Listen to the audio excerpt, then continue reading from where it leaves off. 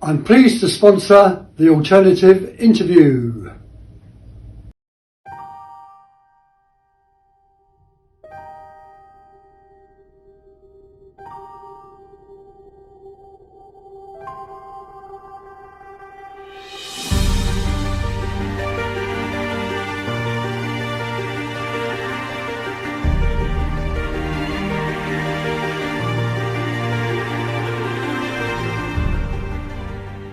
So, talk about that a little bit then, because Aldershot always had a decent budget, but there were teams in that league that we couldn't compete with financially, because there always seemed to be teams. I think Canvey Island were there for one, Farnborough Town were certainly there for a period of time doing it, who, they had big budgets for a small period of time, but they don't have the expectation that Aldershot would have had, because as you said there, we've been in the Premier League 3 or 4 years or whatever it was, and expected to get to the conference, but it's not as easy as that, is it?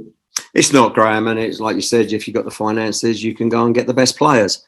That's why all these top Premiership players, I'd love them to be a manager just for 2 months in the National League and see how they got on, see how good they really are. When you got millions of pounds and that, the job's so, so easy.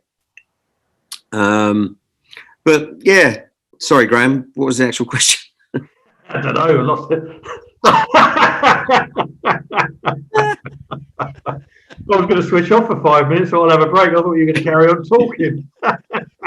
I begged Terry not to step down. I begged him, and it was a sad, sad day for Aldershot Town Football Club, as far as I'm concerned. That man should have a statue outside the front. And I hear the way that people have treated him. Absolutely disgusting. If I had a can of petrol, I'd throw it over all of them as I walked out the door and light it, because I think you don't treat people like that who have given their heart and soul to a football club like you did, Graham. And that's the only worst, shocking thing that gripes at me, is that, because you and Terry Owens are two great men, and I mean that, great in the word of it. If you talk about the season just before your last season, we had a little FA Cup against Brighton. Do you remember? Yeah. Do you remember that? What it were, the build up to that, match of the day was there, it was a full house, and we lost 6-2, but we gave them a game for a while, didn't we? I think we were level at one stage, and then kick off.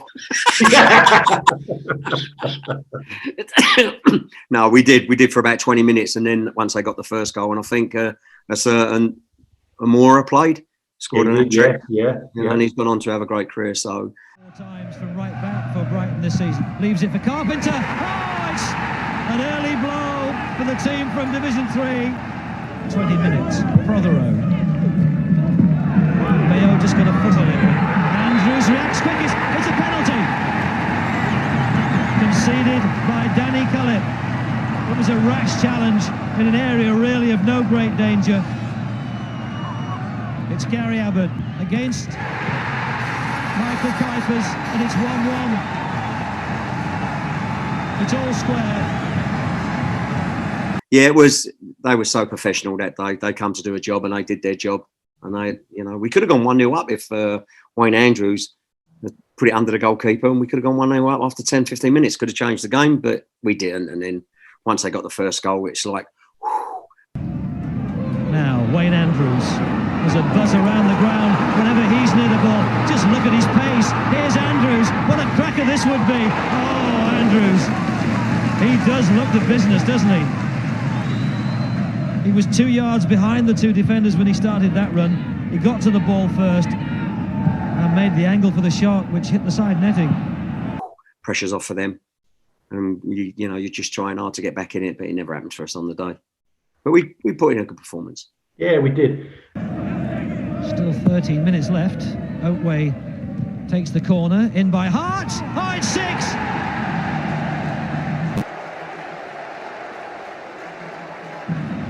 Matthew Wicks, the central defender, watched today by his father, Steve Wicks, who was a player himself.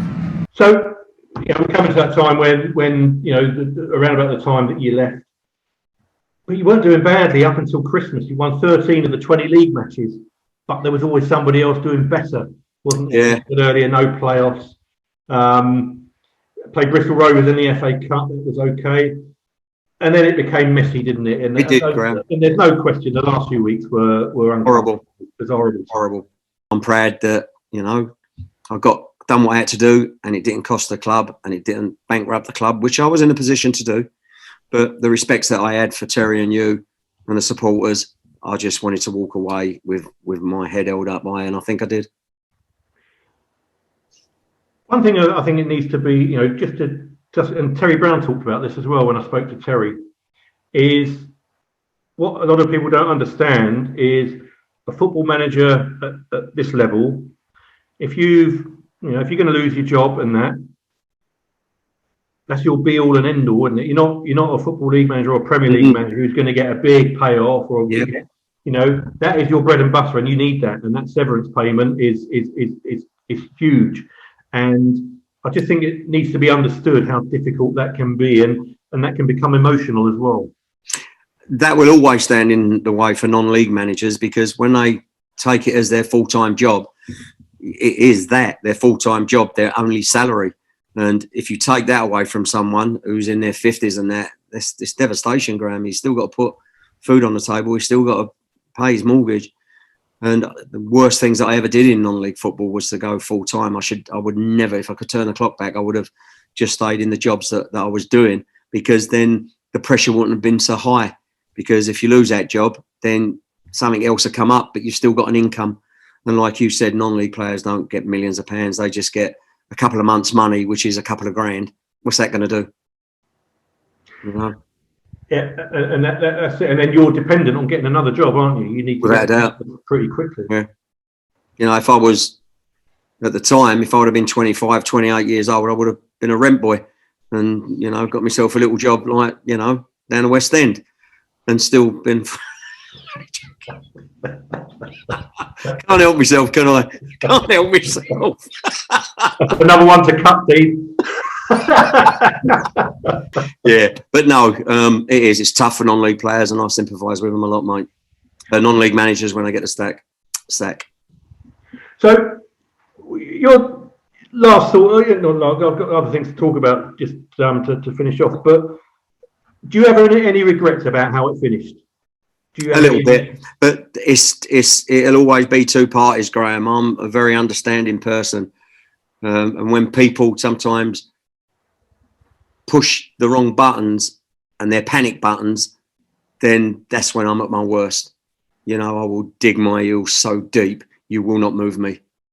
If you come honest with me and tell me as it is and what it is, and it's reality and it's real, I'll walk away. Always have done. So I put a couple of things down here, just things I've written about in the past. And I go, when you employ managers such as George Borg with a reputation, you have to accept the good with the bad. You have to expect the unexpected. You can't take all the plaudits where things are on the up, but not prepared to deal with the rough edges too when they come into play. Is that fair? Without a doubt, Graham. Without a doubt. Spot on. And another thing I wrote as well, which I think is worth talking about, I said, I once thought that if George could calm down with some of his antics, he might progress further within football. However, I think that's all nonsense now. If you take those antics out of him, then you knock the stuffing out of the man. It's the rebel in George Borg that makes him tick, the devious nature of his demeanour that drives him on. Is that a fair assessment? Correct, Graham. I agree 100%. And I see a lot of managers now, Steve Evans of the world and other managers who are under pressure. It's only because they get drowned out because there's so many supporters in the ground. There's thousands of supporters. You don't really see all that at lower levels, you know. But yeah, correct.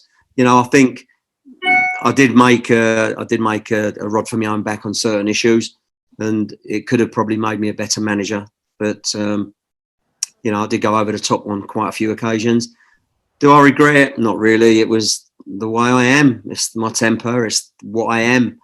You know, like you put it perfectly, that, you know, you take the rough with the smooth with me. And, you know, I've had a great career and I've enjoyed every minute of it.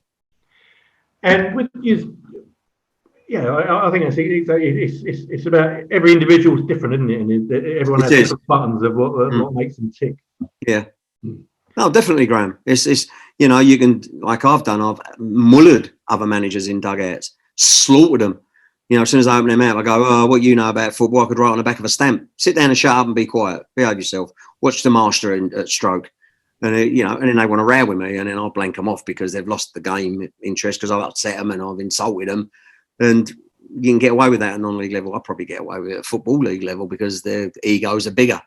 But it would have been nice to have probably been a manager for a season in the Football League. Certainly wouldn't have been out of the papers. That's for sure. Have you ever seen a video of yourself back in the dugout? Or? Yeah. Yeah. Embarrassed. What do you think about when you do that? I'm embarrassed, Graham. Yeah. My Charlotte, all she ever says is, Dad, like, it's embarrassing. I said, no, I can't control myself. She said, not only that, you'll end up having an heart attack. And she was right. I wore my heart on my sleeves. Nothing mattered. Just winning. That's all that mattered to me. Didn't care how I won. What it took to win, I would do my best to win. And that's how I lead my life, Graham. I've always led my life. Where I go to work, normal jobs, I have to be good at it. I have to do it properly. And when I don't, I get angry. And that's a part of my makeup, unfortunately. But it is what it is.